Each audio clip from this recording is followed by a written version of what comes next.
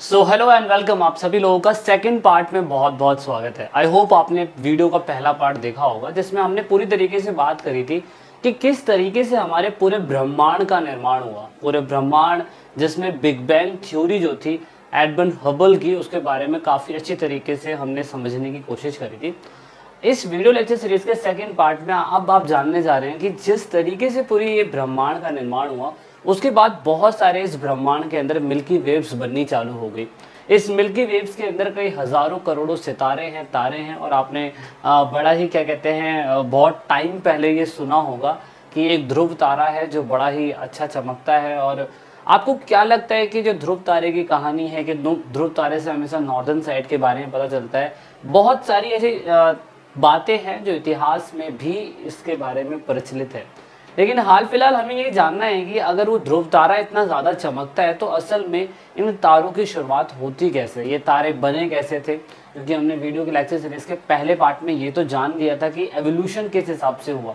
अर्थ का एवोल्यूशन अभी बहुत बाद में होगा, लेकिन तारों की शुरुआत जो है उससे पहले ही हो गई थी और उससे पहले ब्रह्मांड का निर्माण हो चुका था। अगर हम ब्रह्मांड के निर्माण की बात करें तो हमने देखा था कि 13.7 मिलियन ईयर्स अगो ऐसा कहा गया था कि 3 मिनट के अंदर सबसे पहला एक परमाणु जो है उसकी बनने की शुरुआत हुई थी। और उसके बाद किस तरीके से पूरे ब्रह्मांड का टेम्परेचर बिल्कुल माइनस में चला गया था। एंड देन धीरे धीरे करते करते करते करते करते इस बिग बैंग थ्योरी से प्रूफ हुआ था कि ब्रह्मांड का निर्माण हुआ था। आइए बात करते हैं अब हम लोग कि किस तरीके से तारों का निर्माण हुआ। तारों का निर्माण होना अपने आप में ही एक बहुत बड़ा क्या कहते हैं, मैं कह सकता हूँ एक बहुत बड़ा चैलेंज आप समझ लीजिए, या ये कैसा मायावी संसार है जिसमें ये चीज़ें बनी और हम इस धरती पर रह रहे हैं, आपके थ्रू इन बातों को पढ़ रहे हैं। तो बड़ा ही सोचने वाली टॉपिक है ये। तो ऐसा एनसीईआरटी ने और जितने भी साइंटिस्ट थे वगैरह वगैरह, उन्होंने बड़ा ही सोच समझ के इस चीज़ को बताने की कोशिश करी कि तारों का निर्माण एकदम से नहीं हुआ। शुरुआती समय में सबको पता है कि जब ब्रह्मांड का निर्माण हुआ था तो हर जगह पे एनर्जी और जितने भी पार्टिकल्स थे वो एक समान नहीं थे। किसी की डेंसिटी ज़्यादा थी, किसी की डेंसिटी कम थी। कहीं पे ग्रेविटेशनल फोर्स, गुरुत्वाकर्षण बल जिसे हम बोलते हैं, कहीं पे वो ज़्यादा था और कहीं पे वो कम था। बोले तो मैं कह सकता हूँ उस समय असामान्य जैसी व्यवस्थाएं हमें देखने को मिल रही थी।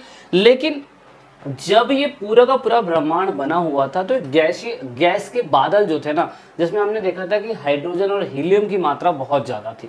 तो मैं ये कह सकता हूँ कि जब ये सारे के सारे एक साथ हुए होंगे तो वो बहुत ही बड़े लेवल पे आकाश गंगा बनी होगी। अब आकाश गंगा को हम गैलेक्सी भी कहते हैं और मिल्की वेव्स भी कहते हैं। तो आप याद रखना, वैसे तो गैलेक्सी बहुत ज़्यादा इंपॉर्टेंट वर्ड है आप लोगों के लिए। तो जिस तरीके से आप कह सकते हैं कि गैस के बादल जिसमें हाइड्रोजन और हीलियम बहुत बड़ी मात्रा के अंदर थे, तो उससे आकाश गंगाओं का निर्माण होना चालू हुआ।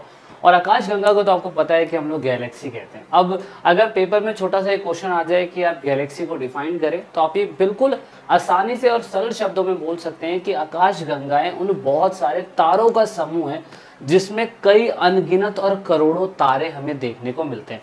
तो असल में ये जब ब्रह्मांड का निर्माण हुआ था तो पूरे ब्रह्मांड के अंदर सिर्फ बादल ही बादल थे। उनके अंदर हीलियम की मात्रा ज़्यादा थी, हाइड्रोजन की मात्रा ज़्यादा थी। और इस हिसाब से अलग अलग जगहों पे ब्रह्मांड का निर्माण होना चालू हो गया था। और इन ब्रह्मांड के अंदर अलग अलग गैलेक्सी हमें देखने को मिल गई थी, बोले तो आकाशगंगा। और जब हमने गैलेक्सी को देखा तो हमने कहा कि इन गैलेक्सी के अंदर हजारों तारे, करोड़ों तारे, अरबों तारे हमें देखने को मिले थे। उसे ही हमने आकाशगंगा का नाम दिया। अब एनसीईआरटी की लाइन क्या बताती है? एक आकाश गंगा असंख्य तारों का एक समूह है। आकाश गंगाओं का विस्तार इतना अधिक होता है कि उनकी दूरी प्रकाश वर्ष में नापनी पड़ती है। मतलब जैसे कि आप मान लीजिए कि हम लोग जिस ग्रह पे रहते हैं वो अर्थ का सरफेस है, हमने उसका पूरे के पूरा डायमीटर निकाल रखा है। हमने हमने अपने भारत का नॉर्थ से साउथ, ईस्ट से वेस्ट, पूरे वर्ल्ड के सारे किलोमीटर को हमने नाप रखा है। लेकिन जिस आकाश गंगा के अंदर ये सारे ग्रह हैं, ये सारा पृथ्वी है, ये सारे ग्रह हैं, उनका डायमीटर या उनका व्यास निकालना बहुत मुश्किल है।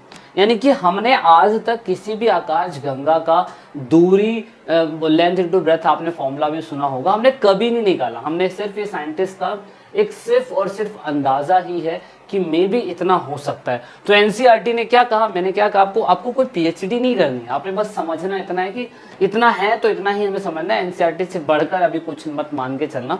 तो आकाश गंगा के हिसाब से व्यास बताया जाता है लाइट वर्ष में, याद रखना किलोमीटर में नहीं है, 80,000 से 1.5 लाख प्रकाश वर्ष ऐसा माना जाता है कि इतनी बड़ी आकाश गंगा का और छोर हो सकता है। अब 80,000 में एक छोटा सा एग्जांपल बता दूं, अगर आप लोग कन्याकुमारी से लेकर लास्ट जम्मू कश्मीर जाएंगे तो लगभग ये भी 5,000 किलोमीटर नहीं है।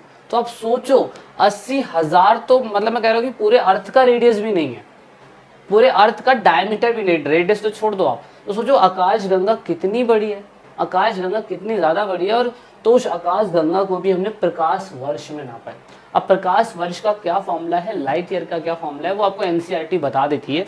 लेकिन बस हमें ये जानना है कि जब ये बना था तो क्योंकि जब ब्लास्ट हुआ था पूरे के पूरे ब्रह्मांड के अंदर, तो आप नोटिस करेंगे कि हाइड्रोजन और हीलियम की मात्रा बहुत ज़्यादा थी, गैसेस की मात्रा बहुत ज़्यादा थी। तो ऐसा कहा जाता है कि आज की डेट में आकाश गंगा के अंदर अगर मैं कहूँ कि हाइड्रोजन गैसेस से जो विशाल बादल बने थे उसी से ही न्यारिका बनी थी। तो ये कहना गलत नहीं होगा कि जो हमारे सितारे हैं, जो हमारे तारे हैं, उनमें हाइड्रोजन की मात्रा और हीलियम की मात्रा हमें देखने को जरूर मिलेगी, क्योंकि उन्हीं चीज़ों से ही तो मिलके बना है, उन्हीं चीज़ों से ये मिलके बना है। तो अगर आपसे कोई पूछे कि आकाश गंगा की शुरुआत हाइड्रोजन गैस से बने विशाल बादलों से हुई थी, तो बिल्कुल फैक्ट बात है, क्योंकि जब ब्रह्मांड बना था तो उस टाइम पीरियड पे 2 गैसें तो पहले से अवेलेबल थी, ब्लास्ट हुआ था।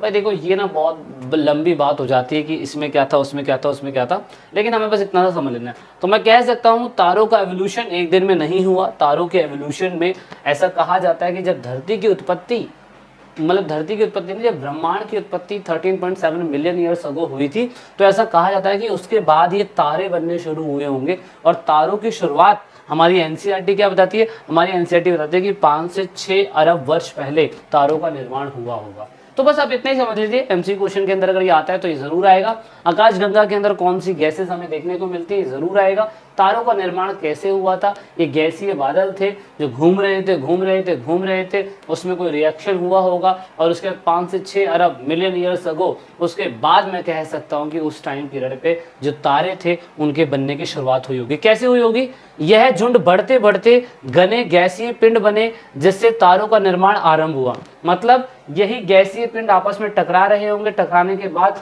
इनमें मैं कह सकता हूँ एक तरीके की पकड़ बनी होगी, और पकड़ने के बाद फिर मैं कह सकता हूँ कि ये तारे बनने चालू हो गए होंगे, जिनसे तारों का निर्माण आरंभ हुआ। ऐसा विश्वास किया जाता है कि तारों का निर्माण लगभग 5 से 6 अरब वर्ष पहले हुआ था। तो इतना आप ध्यान रख लीजिएगा। दूसरी बात, ये फॉर्मूला है, इस फॉर्मूले के ऊपर जरूर फोकस रखिएगा। ऐसा कहा जाता है कि प्रकाश वर्ष की गति ऐसे नापी जाती है कि 3 लाख किलोमीटर प्रति सेकंड के हिसाब से प्रकाश वर्ष होता है। तो ऐसा माना जाता है कि 1 साल के अंदर जो भी प्रकाश जितनी दूरी तय करेगा उसे ही प्रकाश वर्ष माना जाएगा। तो इस हिसाब से एक फॉर्मूला बनाया गया, और फॉर्मूला बनाने के बाद कहा गया कि जब पृथ्वी से लेकर सूरज की दूरी इतनी होती है तो मे भी शायद से प्रकाश वर्ष लेने के लिए इतना मिनट लगता होगा। तो ये फॉर्मूला है, इसे समझने की जरूरत है। तो आप अगर ये फॉर्मूला समझ पाते तो बहुत अच्छी बात है। क्लास में जाइए, फाइंड आउट करिए, टीचर से पूछिए कि सर असल में ये प्रकाश वर्ष का फॉर्मूला लगता कैसे है, दूरी कैसे तय करी जाती है। नहीं दिक्कत आ रही है, अगर आपको दिक्कत आ रही है सॉरी, तो आप मुझे कमेंट करिएगा, मैं आपको उसको दोबारा एक्सप्लेन करूंगा इस प्रकाश वर्ष के बारे में डिटेल में समझाने के लिए। सो आई होप दैट आपको समझ में आया होगा तारों के निर्माण के बारे में। जिस तारे को आप अपनी धरती से बैठ के देखते हैं और आप पूछते कितनी दूर है, तो मैं आपको बता दूं किसी के बाप के बस की बात नहीं है बताना है कितनी दूर है, क्योंकि लाइट वर्ष दूर है। ये लाइट वर्ष, किलोमीटर भी नहीं है, लाइट वर्ष दूर है, और इतना दूर है कि आप सोच भी नहीं सकते। तो तारा टूटता भी तो कभी धरती पे आके गिर नहीं सकता हो, ठीक है। So guys this is it in this video, and I hope that आपको चीजें समझ में आ रही होगी। वीडियो अच्छी लगती है लाइक से सब्सक्राइब। मिलते हैं नेक्स्ट पार्ट में। जय हिंद, जय भारत, वंदे मातरम।